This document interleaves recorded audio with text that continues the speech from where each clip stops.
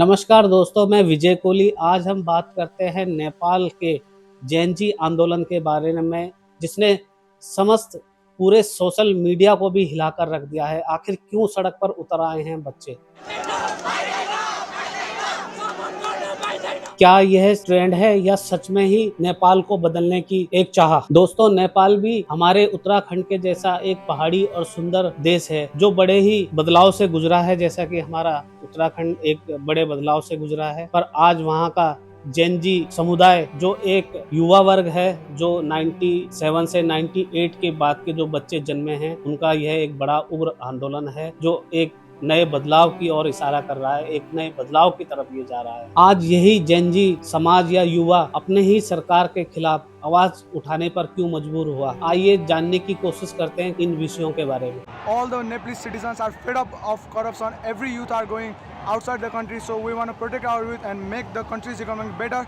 For that, we need a new youth, new power, and new politicians who are well educated to move the country forward. दोस्तों, नेपाल के 4 मुख्य मुद्दे जो same हमारे देश से मिलते जुलते हैं, हमारे भारत देश से मिलते जुलते हैं। सबसे बड़ा मुद्दा है भ्रष्टाचार का, फिर है बेरोजगारी का, फिर है शिक्षा का, फिर है स्वास्थ्य का, जिसमें की भारी अनदेखी होती है जैसे हमारे देश में होती है। आज इन्हीं मुद्दों को लेकर जेनजी आंदोलन आज वहाँ की सड़कों पर उतरकर उग्र प्रदर्शन कर रहा है। और दोस्तों, इसी आंदोलन से एक आवाज निकलकर सामने आई है नेपाल से कि जनता को हिसाब दो आंदोलन। दोस्तों, इस आंदोलन में सबसे हैरान करने वाली बात यह है कि इस आंदोलन में युवा से लेकर मध्यम वर्ग के बच्चे तो 10 से 12 साल के हैं, इस प्रदर्शन में शामिल हैं, सड़कों पर उतर आए हैं। और कई लोग उनका इस बात का समर्थन भी कर रहे हैं। कई लोग इसे सोशल मीडिया के माध्यम से जागरूक करने वाला आंदोलन कह रहे हैं। कई लोग इसे नए नेपाल की विकास की तरह देख रहे हैं। दोस्तों, आज नेपाल का जेनजी सवाल कर रहा है कि हमारे टैक्स का पैसा कहाँ जा रहा है, नेता काम क्यों नहीं कर रहे हैं, भ्रष्टाचार क्यों कर रहे हैं, अपने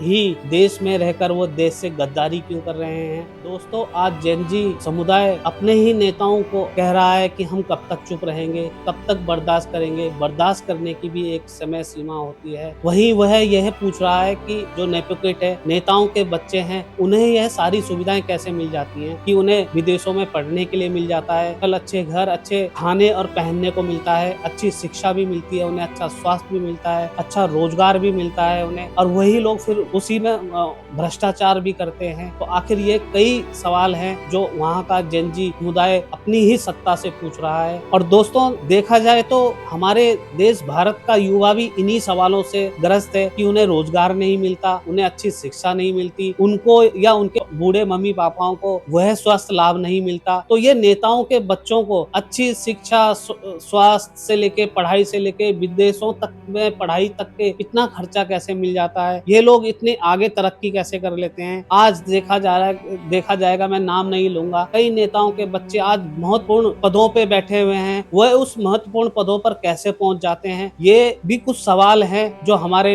युवाओं के दिलों में कौंध रहे हैं, मतलब कि घर कर रहे हैं। ज्वालामुखी की तरह उनके अंदर भी लावा पनप रहा है। कहीं ऐसा तो नहीं कि यह लावा एकदम से फूटेगा और एक नया सैलाब का रूप लेगा। दोस्तों, नेपाल का जेनजी आंदोलन सोशल मीडिया के माध्यम से इतना बड़ा रूप ले सकता है, ये कोई भी देश, स्वयं नेपाल से लेकर अन्य देश भी नहीं सोच सकते थे कि किस तरह से ट्विटर, टिकटॉक, इंस्टाग्राम, फेसबुक के माध्यम से ऐसे आंदोलन को मतलब लोगों को जागरूक करके ऐसा आंदोलन किया जा सकता है। आज यह नेपाल के जेनजी युवाओं का हथियार बन चुका है और आज इसीलिए वे सड़कों पर एकत्र हो चुके हैं और अपने ही सरकार से, अपने ही टैक्स के पैसे का, या यूं कहें कि आज वह युवा अपने ही नेपाल की सरकार से हिसाब मांग रहा है। नेपाल का जेनजी आंदोलन क्या सच में ही एक नए नेपाल की परिभाषा लिख रहा है या एक ये सोशल मीडिया का ट्रेंड है? ये कई सवालों को भी जन्म देता है। क्या इन जेनजी युवाओं को राजनीति की समझ है? जो ये कर रहे हैं, जो ये चाह रहे हैं, क्या इनको इन चीजों की समझ है? दोस्तों, क्या नेपाल का जेनजी समाज सच में ही नेपाल को बदल देगा या यह भी आंदोलन बनकर एक ठंडे बस्ते में रह जाएगा? दोस्तों, अपनी राय कमेंट्स बॉक्स में अवश्य दें। धन्यवाद।